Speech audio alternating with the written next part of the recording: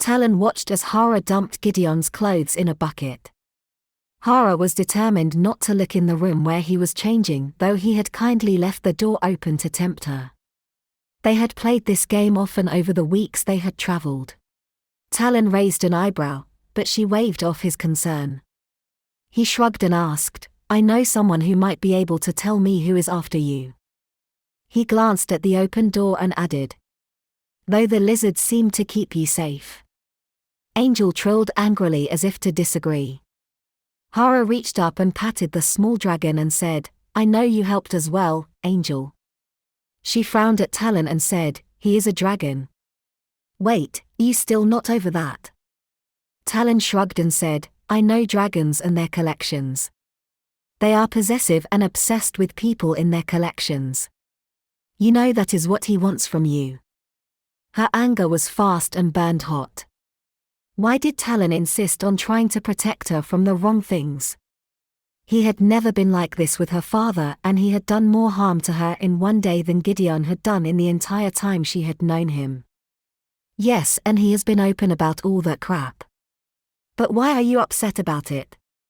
My dad used to use me all the time and he couldn't care less what happened to me. Are you saying that a neglectful and careless person is better than a possessive and obsessive one? His eyes sparked. Yes. At least you could get away from your dad. Once you are in a dragon's collection, you will never be able to escape. Hara leant against the wall and frowned as she thought over his words. You think he is going to hurt me? Try to control me?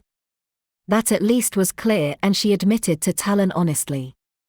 I'm worried about that, but you make it sound like it might get physical. Talon was tense. You don't. If you want to leave, what will happen? She pushed a stick through the bucket to give it a swirl before going back to lean against the wall. Nothing. Well, he might whine. But if I wanted to walk away, he would do nothing to stop me. Gideon popped his head around the door and said, I'd whine excessively. Oh, and flowers, I'd definitely try flowers. Hara rolled her eyes as Gideon finished dressing and came out into the corridor. He tucked in his shirt tails and said, I wouldn't hurt her. The whole point of this following around behind her and all is to prove to her I ain't like her dear old Poppy. What about you, Talon? Are you nothing like her dad? She shot Gideon a look, then decided to change the subject and said to Talon, Go ask your friend about the assassin and see if you can find out who is trying to kill me. I don't like not knowing who my enemies are. Talon glared at Gideon, but he pushed away from the wall and stalked away. Gideon seemed oblivious to the glare as he picked up the bucket with his clothes and trotted off to deal with them. At least he cleaned up after himself. That was already better than her father. Hara was on duty when Talon came back. She threw the ladder down and leant on the railing as he climbed up. She waited for him to have both his feet on the deck when she asked, Did you find out who hired the assassin? Talon nodded and leant back on the railing. He crossed his arms and said, You are not going to like it. Hara raised an eyebrow and said, Someone is trying to kill me. I don't think it really matters who it is, I'm not going to like it. He twitched his nose and said, Well, my friend says that it is the Roche government and the name on the kill list is not yours but captain of the blazing blunderbuss. Hara swore. I knew that would bite me on the ass. Well, did your friend have anything else to say? Talon hesitated and asked, Are you really thinking about shacking up with the dragon? She sighed. She knew she wouldn't be able to avoid this conversation. I'm not sure, Talon.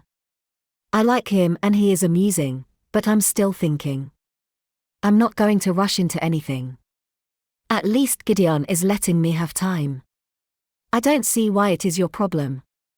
His face looked dark as he asked, What would your dad say? Hara growled. My dad can go to hell. I don't care what he thinks anymore. You know he left me in prison, Talon. He left me to rot. It was pure luck I impressed the judge and he gave me a second chance. My dad wasn't anywhere when that happened. So I don't care what my poor old daddy thinks. She stormed off. She saw Gideon waiting, but he didn't say anything. He followed her and asked, "What is going to happen now?" Hara shook her head and said, "I don't know, Gideon. I still need time." He shook his head and said, "No, I mean about the assassin." She let out a breathy chuckle and said, "I think I'll have to beard the dragon in its own den." Gideon chuckled and said, "Sounds like a plan. Now are we talking about the assassin or about me?" She laughed and closed the door on his face. Gideon sat on the stool she had placed at the front of the bridge. It was his favorite spot to look out. She knew it was because he was used to seeing where he was going while he flew. If they ever needed him, it would be as his dragon form, not his human form. Angel was sitting with him and the two of them were watching the world pass by beneath them. Gideon turned to Hara and asked, "Are you sure about this? The Rosh hasn't treated us well recently. They kidnapped me. Twice." She couldn't disagree with him, but she hated hidden dangers like this. She would rather face her problems than hide. Hara had done enough of that already. "It is the only way we will be able to protect ourselves in the long run, Gideon. We have had this conversation before." That had been at the border when they had made contact with a Rosh agent who had set up the meet. They were to meet with a Rosh member of parliament who was in charge of foreign relations. Hara assumed that was just a euphemism as the Rosh didn't play well with others even on a good day. Gideon turned back to look over Moscow. He said softly but she heard him, "I don't trust them." But they didn't have much choice. Either they faced their problems or they would never be able to sleep. Talon added his 2 cents worth and said, "With the way you travel you might be able to stay ahead of them for a while." Hara shook her head and said, "They would just need to place an assassin in each port. And the Rosh are rich enough to do that. No, we have to face them to be safe." Murphy said, "You sure you don't want me there with my girls?" He patted the guns at his hips to indicate he meant his weapons. She shook her head and said, "I'm trying to stop people from wanting to kill me, not give them another reason by introducing you to them." Murphy wrinkled his nose but didn't disagree. Snow fell in soft flurries. It was cold but stalls were still calling out their wares, so Hara assumed weather like this was common in Moscow. Hara patted her arms and said, "I really should get one of those coats. They sure do look warm." They appeared to be made from fur from ferrets. Gideon said, "I can get you a coat." She shook her head. "We can't afford a coat. We hardly have enough money to pay for supplies." Gideon shook his head and flicked his hand and a rose appeared. Hara jumped and asked, "How did you do that?" "Sleight of hand." She took the flower and looked it over carefully.